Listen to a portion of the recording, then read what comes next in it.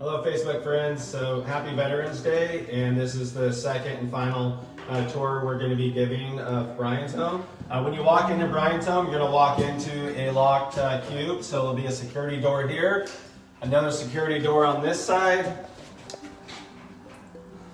which forces everyone to come to our admin window, where we have Elizabeth, our executive assistant, hiding back there. They'll be able to come here and get any application, or if they have to have key assistance, or any administrative issues they may have. And so we'll have our case managers, and one admin person will be operating out of here.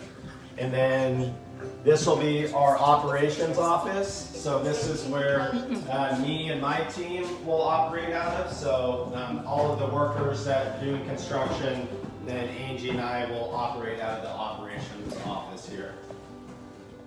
As you can see, we have our battle board, strategically working some issues. So this is Bryan. This is one of two pictures that were in the parade for Bryan when he was the Grand Marshal of the parade. The Bertram family were given both those pictures, and they gave one to us. So Bryan was a classmate of mine, was the first casualty of Operation Enduring Freedom from all of Oregon, and Marshfield grad. So this is the person that this home is named after, and Bryan also watches over and makes sure everybody's doing their job. Bryan was the first friend I made when I went to Marshfield High School. There's three diverse groups of veterans we're reaching out to. The first are disabled veterans. Currently, there's no grants per diem for disabled veterans being spent in Oregon, so we're going to be the first organization to ask for some of that money. So this is one room for disabled vet here. This room is mostly complete. Well, it has paint, but we still need the lighting and the outlets done, but that heater is blowing nice warm air in here for the first time in 30 years. It's nice to finally have heat. Yeah, we froze ourselves to death last year trying to do everything with no heat. So. But we did it.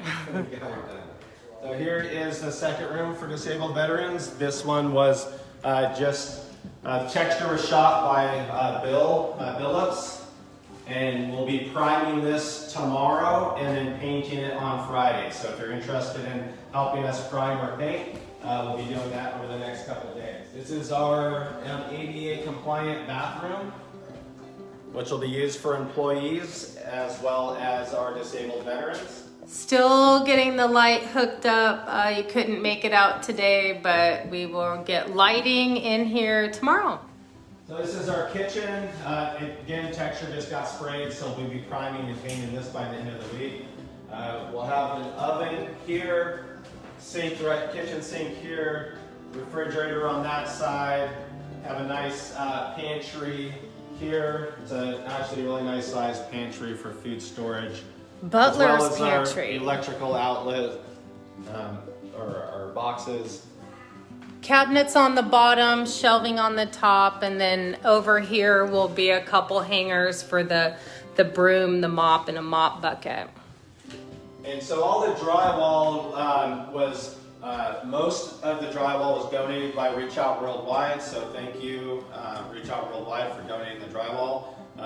We also, we bought a significant amount from just right down the road, and John and his team came in here and installed it all for us. So we're extremely happy and lucky to be this far. So moving on to the dining room.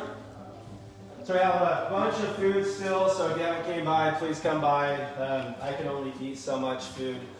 This is all provided by John and Tara at Wildflower Cafe and Catering. So if you need some family meals or catering, please use them. Female-owned veteran business, so please, they always support us, so please support them. This is the only common space in the house. So this table is actually relative in size to the dining room table that's going to be built. We saved the shiplap siding from the house, from the inside of the house, and John Moore with Wildflower is going to be building us a dining room table this length so that every resident here can sit down and have a meal together. It's always important for me to be able to sit down with my family and pray and just kind of have that fellowship and that opportunity to kind of hash out any issues that we might have and figure out what's going on for everybody's day. So we're just trying to afford our residents the same opportunity. Be a big TV on this wall, that way if they want to sit and have a movie, they can do that. Here's some of the lighting. This is actually the dining room table light. And then this is the light that's going to go above the kitchen, the bathroom sink. This tile is the tile that's going in all of the bathrooms. And this vinyl plank flooring is the actual flooring that's going to be in the entire rest of the house. We need flooring installers. We're getting to the point where the paint downstairs will be 100%. That means we can have the floors leveled out here and flooring can start to be installed down here while they're finishing upstairs. Upstairs will be done not this Friday, but the Friday after. And then they'll texture that Monday or Tuesday, which means we can paint Wednesday or Thursday, and then the paint will be 100%, and we can actually just lay the floor and all the trim work. These stairs actually went down by the front door. We turned them around this to face this direction, and these are the original stairs for the house. This house was built in 1870, so that means that lap siding that we have is from the 1800s, as well as these stairs.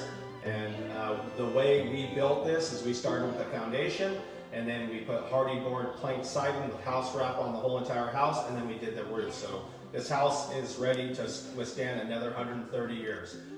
This has all brand new plumbing, thanks to Tri-County Plumbing, and all new electrical, thanks to Chris Emerson and his brother Jake from Wire Pros. So going upstairs. So this is the second diverse group of veterans we're reaching out to, which is veteran families. So this room is large enough to house the veteran, their spouse, and up to 2 children. And this one is mostly complete, so we have lighting already, and our smoke detector, fire suppression will be added one of the last things we do is they'll come in and add the sprinklers. But this is, I feel like Tom Hanks and the Castaway. Like, oh my goodness, lighting, like, it's amazing. There was nothing in here. This house was just sat in the dark for 30 years. So the community, in your support, you restored light, which is life. So in addition to naming this Bryan's home after Brian Bertram, we've also elected to start naming the rooms after Gold Star families from our community. So this room is the Adrian Elizalde room, and it'll be finished up here shortly, and we're hoping to have the Elizalde family come and help paint it. And across the hallway, the room we were just in, is the James Wiley room. Both Army veterans, both killed while on active duty. So here, let me get you a nice view of what this family will be seeing out our beautiful windows. And Adrian's family said they wanted this room so that way if Adrian got thirsty, he could go over to Ashworth and grab a beer. So we know that he's here with us, and hopefully he likes his room. So we're still looking for sponsorships of the rooms. What'll happen is the doors are on order. It'll be a solid core wooden door. It'll have the name of the veteran on top, and it'll be sponsored by the family or a business. The large rooms cost us $7,500 to build out and furnish 100%. So we're asking just the donation of the sponsorship of the room. So it'll be $7,500 for the large family rooms, and then $5,000 for the other rooms. And we'll have a picture of the veteran with their bio down here on the outside of all these doors. That way, if you look down the hallway, you can just imagine all these doors honoring different veterans from our community. And then these names are being spoken again because people are talking about the room that they stayed in. And people from here are going by and they're looking and they're reading about this person and they're seeing who they were and what happened, and then they go to the next one and they're reading. And these people are not being forgotten about. That is the way that we're going to honor those men and women that did not make it home. Speaking of women, this is a third diverse group of veterans we're reaching out to, which is female veterans. So this is a room specifically reserved for female veterans. This room will stay vacant if there is no female veteran to stay in it. It will never have anyone else in there. So it's pretty exciting. This will be another room for a female veteran here. And you see these rooms are all painted, mostly ready to go, ready for the floors to be leveled out. This is a room for a male veteran. It's already been painted.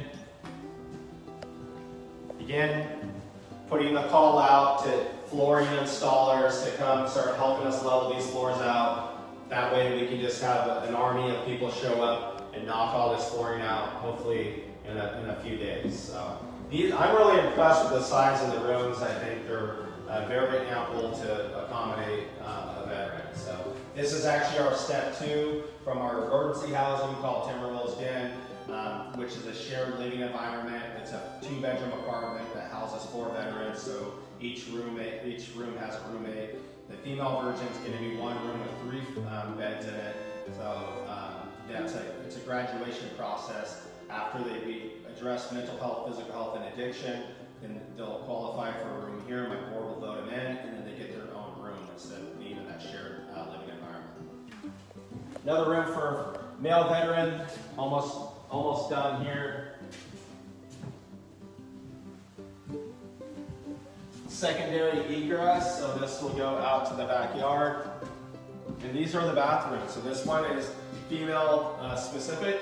So it'll be 2 showers, 2 sinks,